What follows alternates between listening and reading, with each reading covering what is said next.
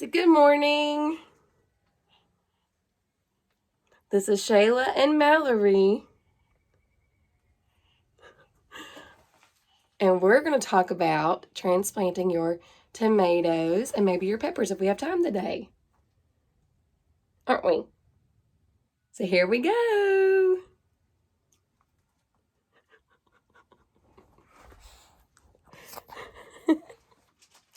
So we are about a month out from our last frost date here in Zone 6B. We are growing in southern West Virginia. And I wanted to show you guys today, I'm in the middle of transplanting out some of my tomato plants to bigger pots from what I originally planted them in whenever I planted the seeds indoors back in March. And I have on my tab here, I planted these on March the 8th. And tomatoes take anywhere from about 6 to 8 weeks before they're ready to go to be transplanted out. So that's why I went ahead and started kind of early. Now my dad, as I've talked about before, he will start planting his tomatoes in February, which I think is a little too early, but he does it, I think, because he gets really excited. And I don't know if he thinks that planting his tomatoes earlier and having them started, it brings spring on faster or what, but he does it, and he does it every year. And it's just a little joke. I always laugh and ask him if he's already planted his tomatoes, like the first weekend of February.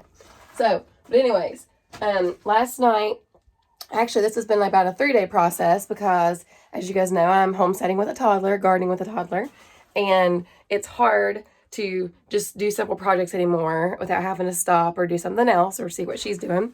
Today, Mama's here to try to help with Mallory a little bit while I finish doing this because these tomatoes are getting, they're overgrown. They have overgrown their little cells that I planted them in, and they're overcrowded.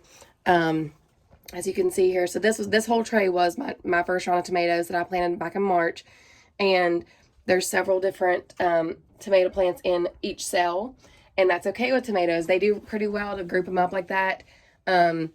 I always do it like that normally because you want to plant a couple of seeds in each cell. That way, if something doesn't germinate, then you haven't wasted your time and you still will get a plant. So I have been separating them, and what I did was my first big bunch of tomatoes that I planted was all in this tray. And I have 3 different kinds in here that I started with. And now they're getting put into their own red solo cups, individually planted. And they'll stay in these cups until they go out into the garden, into the actual soil, once the threat of the last frost has passed us up, which normally is about Mother's Day or a little bit afterward. So about the middle of May is the best time to plant them out in our zone and where we live. I also want to add really quick that you don't have to plant your peppers or your tomatoes in a pot. That you're going to need to separate them, transplant them, and put them in something bigger that they can grow in until it's time to put them out. You can start from the beginning by planting them in something like this with a big amount of soil and space. And never have to do what I'm doing today. What I'm going to show you today, where you transplant them out and tear them apart and put them in their own individual pots. The reason why I do it like this when I group them all together and plant them all together in these cells is because I can start a lot more tomatoes or peppers in one flat. So in one tray, I can start all kinds of peppers and tomatoes. So right now, so far, I'm literally breaking down and transplanting from one tray that I had when I first started my first tomatoes that I planted in March. And I've already got 1, 2, 3, definitely going to have 4, probably going to have 5 or 6 trays once I actually get them all transplanted out into these cups. So, and the reason why I like to do that is because when they're small, if I would want to take them out in my greenhouse for the day and put them in the sun or whatever, I can carry 1 tray outside and do that versus having to carry out 5 or 6 trays. And these trays are actually hard to move, like the trays, once you get these cups in them, because these cups are they're heavy. They don't really fit in there that well. And moving them around, it's doable, but it's kind of difficult. And again, I don't have time every evening to take, right now I'm going to have 10 or so of these trays just of my peppers and tomatoes. I don't have time to take those from the greenhouse back into the house in the evenings after I've been at work or whatever, because of having a baby and all the other things we have to do here. So before I used to do things like that. Now I have to wait until the weather gets nice enough to where I can put them out in my greenhouse and transplant them into these big pots and trays, and I can just leave them here with heat if they need it at nighttime or whatever. But that's just something to think about depending on your circumstances and the time you have, how you're going to plant them initially when you first start your seeds in containers.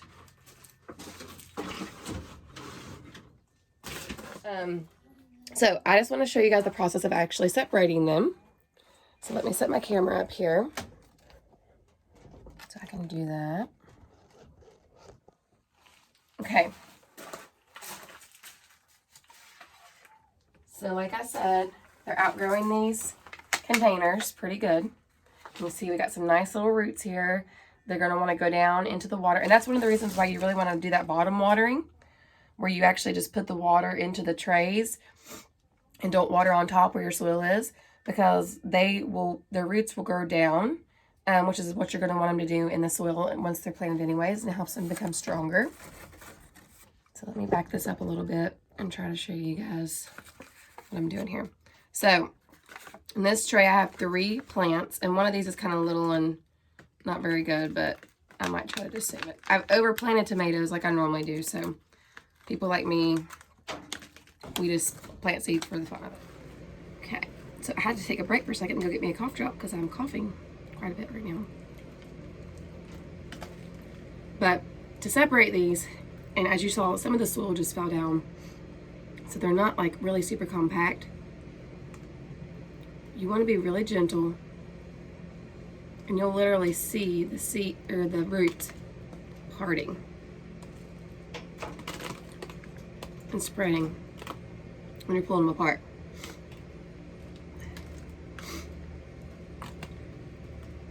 Now, tomatoes, they don't struggle much when they get root bound. And that's when they're put into a container and they've kind of outgrown that container space. And so the roots kind of ball up. If you ever went to the Home Depot or Lowe's or somewhere and you buy a plant and you get it out, and like it's literally pulling out the plant out of the pot, and it's just the dirt is completely compact and the roots have like grown around and it is just holding that dirt in there in a big ball. So that's what I mean when I say like root bound. Tomatoes don't suffer from that much. Peppers also do not really have a problem with that as much, but plants like squash, pumpkins, things like that, they don't do well when you put them in little tiny containers and have to wait a long time before you plant them into their spot, into their soil or wherever you're going to put them. They don't like to have their roots disturbed. So tomatoes, though, not that big of a deal. You still want to be easy with the tomatoes when you're separating them. You don't want to tear up the roots that much, but it's not going to affect them like it would if it was a different plant, like a squash or a pumpkin or something. Now, I am using red Solo cups to transplant my tomatoes, and I'm not a huge fan of plastic except for when it's a case like this where you can reuse these. So after I've planted my tomatoes, my peppers, and all the things I'm going to use these for, I can keep them, save them, and use them next year or this, whenever. Just keep them. And they're cheap, they're inexpensive, as you guys know. You can buy them for nothing anywhere, and they do a great job. The only thing that you need to do is you need to make sure that you put holes in them, because again, you're going to want to bottom water with these trays. So put them in the tray, the water will come up from the bottom. You want your roots to grow down to go after that water, and they work out really nice like that. When putting holes in the bottom of your cups, a quick way to do that is to get you a drill, something that most people have in their homes already anyways. Get you a bit that can drill holes on your drill. Look and see what size this one is. You don't need anything too big. Oh gosh. 5 32 is the size.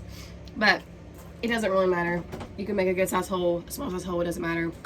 Just as long as there's quite a few holes in there that water can get up in there pretty easy to keep your soil moist And what I do is put 3 or 4 cups together and just drill into the bottom.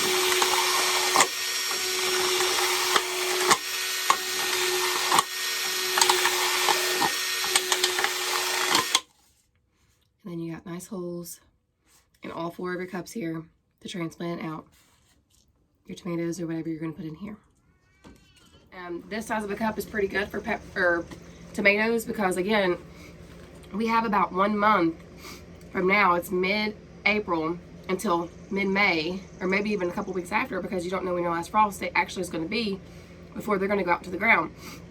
So you still want to give them enough space to grow so they're growing well and have the nutrients they need with new soil. So I'm going to take my tomatoes, and I filled up my cup just, about 3/4 of the way. I'm going to put a little place in there, space like where I'm going to plant. I don't know if you guys can see that. I just kind of took my fingers and made a little hole or indentation where I'm going to put my actual tomato. And I'm just going to place it in there. I'm not going to press really hard or anything like that. And I'm just going to hold it up. Now let me go to here. My soil's on the ground.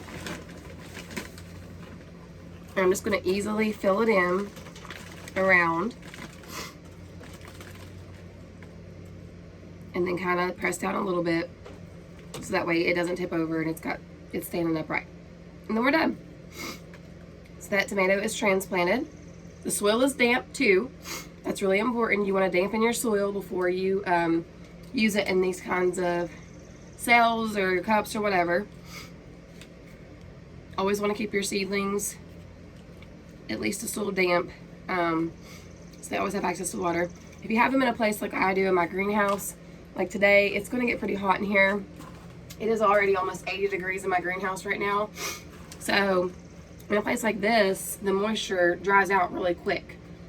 So I'll probably have to come in tonight and check on them and make sure that the trays have water and that they are staying filled up. Because if not, they'll dry out in here very quickly. Tomatoes do better with being dry, and peppers also. Things like your brassicas, lettuce, cabbages, and all those things, if you get those too dry, they'll die. So you really need to watch what you're doing with your water content whenever you've got seeds out here, especially if they're outside. So once I do actually get these all in their cups that I've transplanted them, they're going to be out here in their own spaces in the sun until it is time to plant them, like I said, in about a month outside. Last night temperatures were about 37 was the low. I have a little heater in my greenhouse here that I kept in here last night, and at 4 o'clock this morning I woke up and I was worried about my tomatoes and peppers. I was like stressed out because the cold and frost destroys their cell structure. Okay, so, and these are things that, again, they take a long time to plant and to start and to grow. And the reason you start these early is because it does take so long for them to grow, and our seasons are not super long.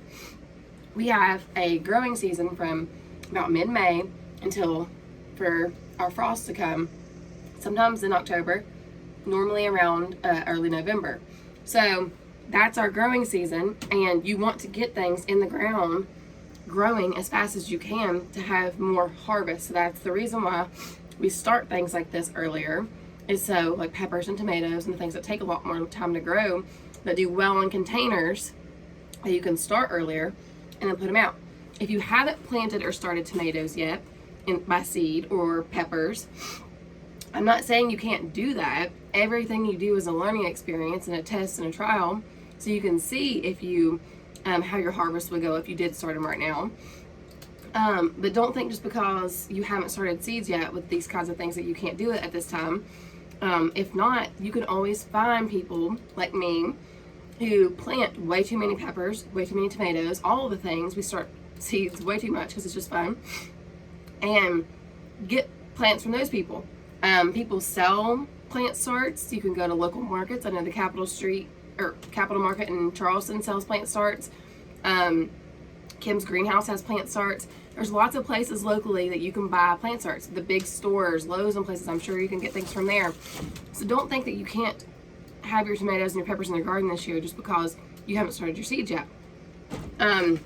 This week I will order the rest of my seeds that are my heat-loving plants. So the ones that won't tolerate any kind of frost, that have to be planted after that last frost day has come. And those are things like beans, squashes, any kind of melons or things like that. I have some of those things already at the house here, but I have some things that I wanted to plant this year that I haven't tried before. Flowers, there's a lot of flowers that you can get, herbs, all these things do better once you start them and won't survive if you don't plant them after your last frost day. So those things I'm ordering, and I'm going to be getting them this week. And then I'm going to also start those in the greenhouse, since the greenhouse it's getting to stay warm in here now, to where I don't have to worry about it as much. But let's talk a little bit about a problem with growing in a greenhouse. For instance, when I first started all these seeds, a lot of them I started in a couple of trays. Like this whole tray was just all my tomatoes that I first started, and then I've split them all out. So it's turned into 1, 2, 3, gonna be 4, probably 5 trays.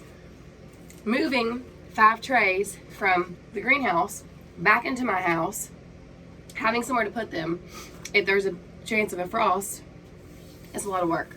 And I used to do that before I had a baby.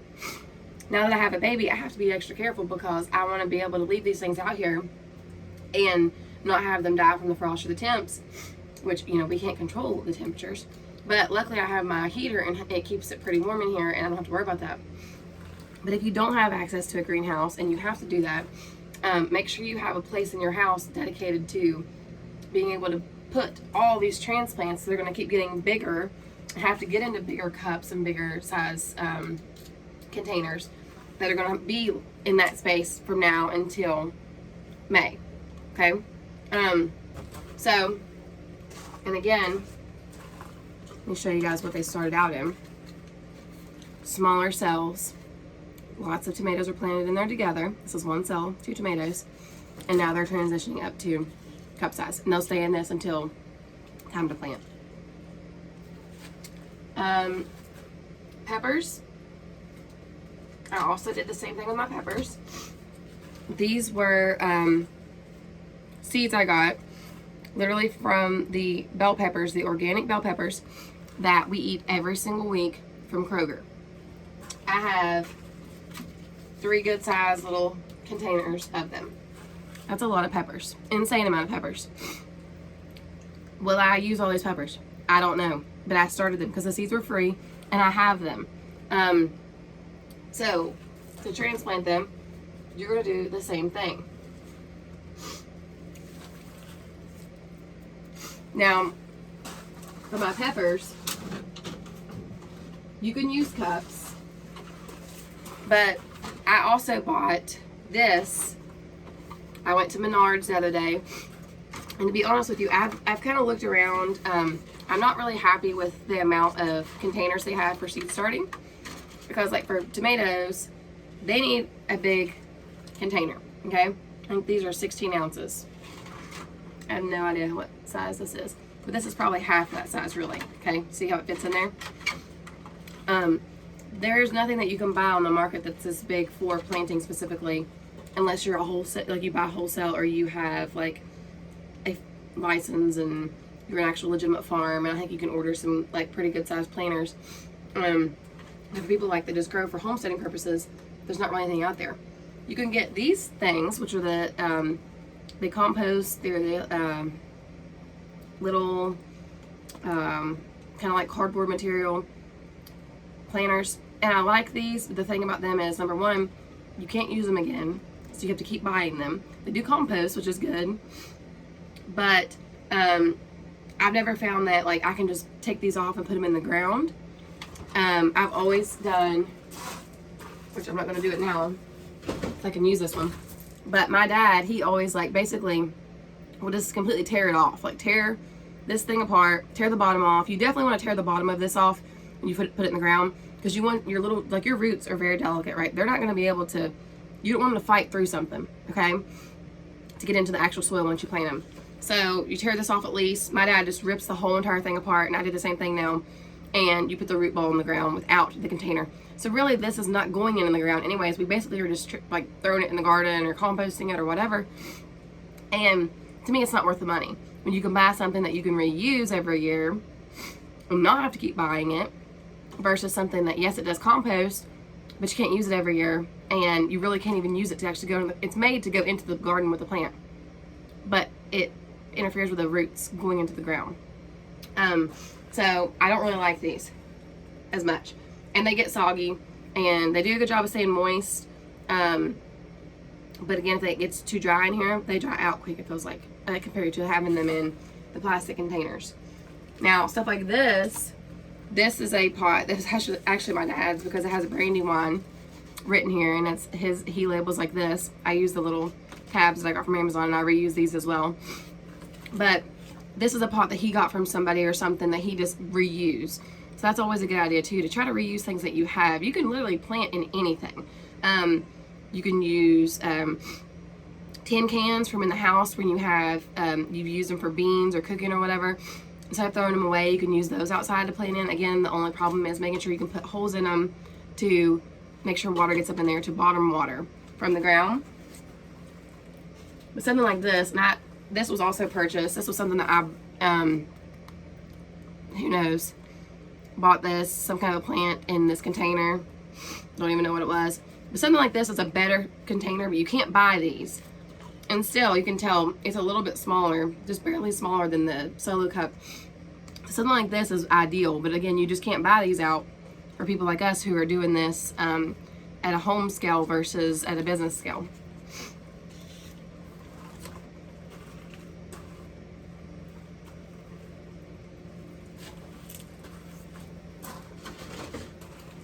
Sorry, I was trying to remember what I was doing.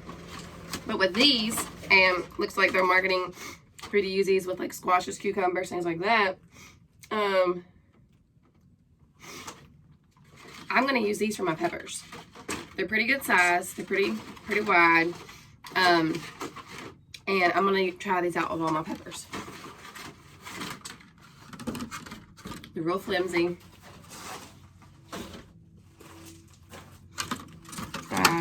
I'm gonna separate them, make it easier to work with. So again, it's about half the size of your red solo cups. Put a little, and these also have holes in them already, so great for bottom watering. I think I paid like $5 per one of the trays, which you get the tray, all the containers that are in there, and I don't think those ones came with the plastic top. Like sometimes they come with these plastic tops, and these are good for things, especially like your peppers or things that you want to help trap that heat even more to germinate. Like it might even be good if at nighttime I would cover up my peppers with this so they could add more heat, trapping more heat in there at nighttime when it frosts and things. Right now when they're in the greenhouse.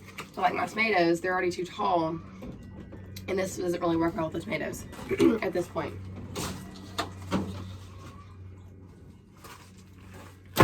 So let's transplant some of these little peppers. And again, these are my free seeds from Kroger that I would compost anyways, or my chickens or something would eat them.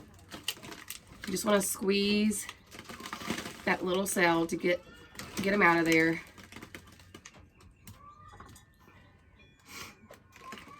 Oh, there, it's like just falling off. Really small. You see how small those are? The roots are still really tiny. These are really tiny pepper plants. And I probably could have started my pepper plants a lot earlier. And they take a while to germinate. Peppers like to have heat to germinate. And in my house, we keep it about 68 degrees. And that's really not hot enough for peppers to germinate. It helps to put the plastic containers over them when they're in the house trying to germinate. Also with putting heat pads specifically designed for starting seeds under the trays at the bottom to heat up the soil, to get that soil heated up so that the seeds will germinate. They will germinate. It just takes a long time sometimes for them, and especially different kinds of peppers germinate quicker have different germination rates that heat can definitely affect and play a role in.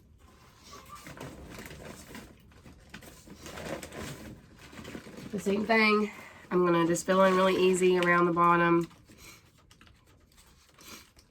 Tuck it into where it's standing up kind of nice. And we're done. Transplant. This pepper will stay in here until it's time to go in the ground. Now, I want to talk about peppers a little bit before I finish this video.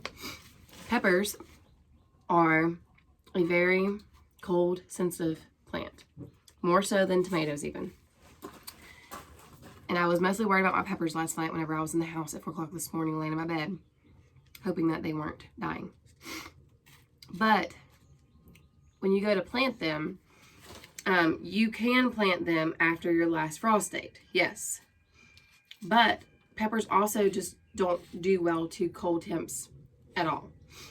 I have found that if I leave them in the greenhouse a little bit longer, so like maybe the week after the last frost date, like that week, I will plant my tomatoes out.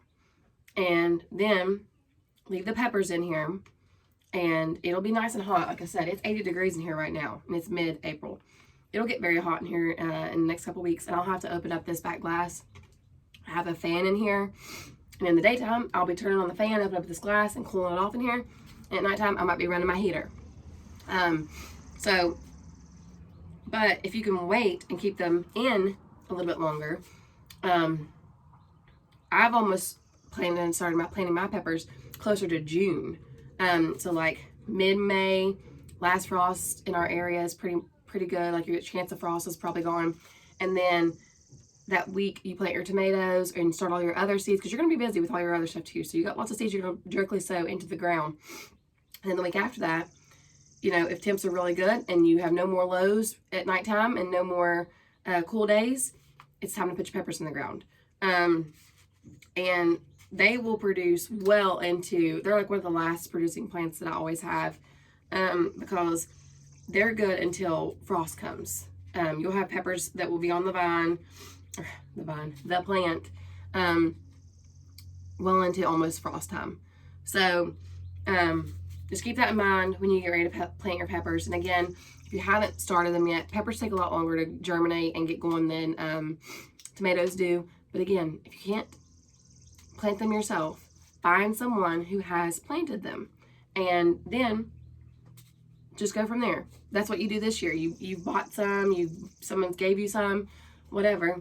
Maybe next year you have time to start your peppers. Just don't miss the experience of growing them just because you think you've missed the opportunity to plant them yourself from seed. Everything that you plant is a learning experience and will help you as you are learning to be a better gardener. So that's all I have for today. I hope I didn't distract you guys too much. This is our first couple of videos, and I'm still getting used to talking to a camera and looking at the camera in the proper spot and everything. So if you have any questions, feel free to message me, contact me somehow. But also, I just want to say, you know, even though here I am teaching these things that I've learned about certain gardening techniques and things, I am always a student in the garden, and I'm always going to be a student in the garden. I think that anyone is going to be that way as long as you're doing it. And so I'm always learning, and I appreciate when someone else provides me feedback as well. So if you have other ways of doing things or ideas or suggestions, I would love to hear those things as well. And I'm sure that everybody can benefit from them. So have a good day. And remember, anytime you can be out in the garden, growing food for your family or cooking food with your family, it is a good day. Until next time, bye.